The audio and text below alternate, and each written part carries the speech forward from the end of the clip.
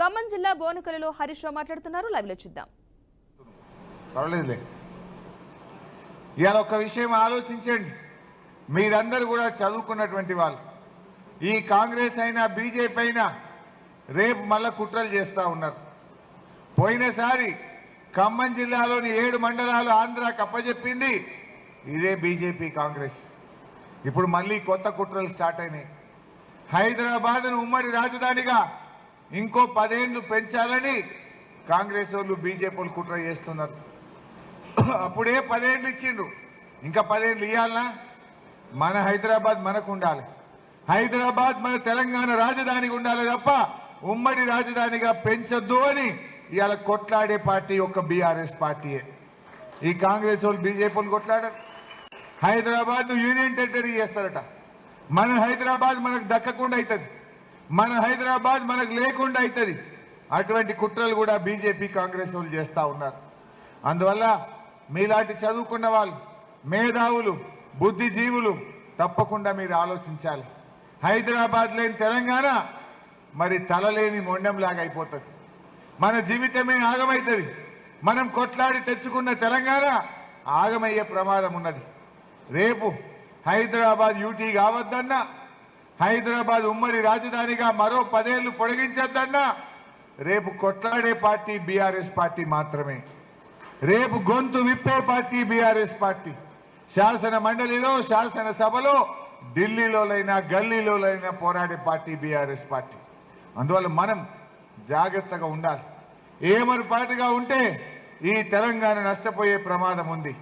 అందువల్ల మీలాంటి చదువుకున్న వాళ్ళు జాగ్రత్తగా ఆలోచించి ఒక ప్రశ్నించే గొంతు, విద్యావంతుడు, గోల్డ్ మెడలిస్ట్ అయిన రాకేష్ రెడ్డిని మీరందరూ గెలిపించాలని చెప్పి నేను కోరుతా ఉన్నా. రాకేష్ బాగా చదువుకున్నవాడే కాదు, మంచి సేవా గుణం ఉన్నవాడు. కరోనాలో కిట్లు పంచి కొని ఎంతో మంది ప్రాణాలు కాపాడిండు. వరంగల్లో వరదలు వస్తే పేదలకు ఎంతో సహాయం చేసిన మంచి గుణం ఉన్నటువంటి వ్యక్తి. ₹1 జీతం తీసుకోకుండా తన జీతమంతా నిరుద్యోగులకే, మీకే ఇస్తాను, మీ సేవకే ఉపయోగిస్తా అని చెప్పి ఆయన ముందుకు వచ్చాడు. అటువంటి మంచి మనిషిని మీరందరూ కూడా ఆశీర్వదించాలి.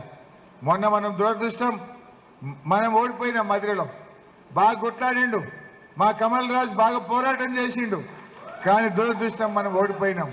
బట్ అయినా నేను మీతో కోరేది ఒక్కటే, మనం రాకేష్ని గెలిపించుకుంటే ఎమ్మెల్యే లేకపోయినా ఎమ్మెల్సీగా ప్రోటోకాల్తో మీకు సేవలు అందించే అవకాశం ఉంటుంది. ఒక జడ్పీ చైర్మన్గా తను, ఎమ్మెల్సీగా రాకేష్ కూడా ఉంటే కార్యకర్తలకు ఎంతో బలం ఉంటుంది. మీ అందరికీ ఎంతో అండదండల్ని కూడా అందిస్తారు. మనం ఎప్పుడైనా గెలిచాం, తప్పకుండా గెలుస్తాం. ఈ 3 రోజులు కష్టపడండి.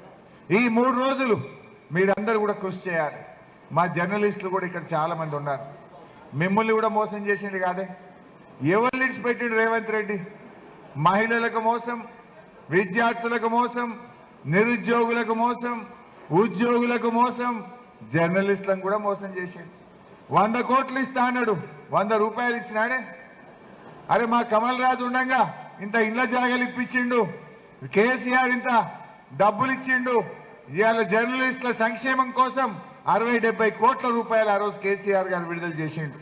కరోనాలో జర్నలిస్టుల కుటుంబాలకు ఎంతో సేవ చేసింది బీఆర్ఎస్ పార్టీ.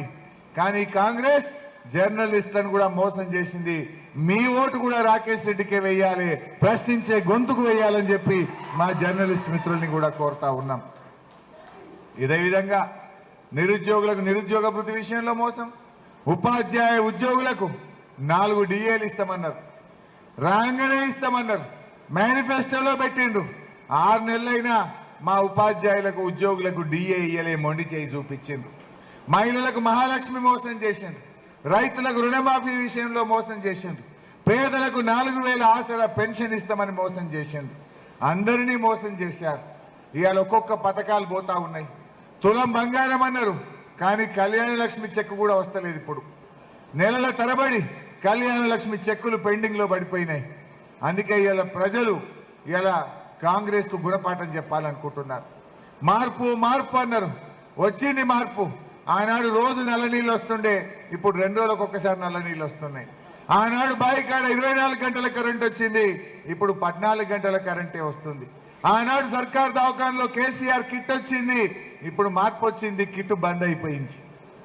మార్పు అంటే గిరే మీరు తెచ్చిన మార్పు అబద్ధాలు, మాయ మాటలు, మోసాలు, ఉన్న పథకాలు ఊడగొట్టడం తప్ప కొత్తగా వచ్చిందైతే ఏమీ లేదు. ఇప్పటికైనా మీరందరూ ఈ కాంగ్రెస్ కు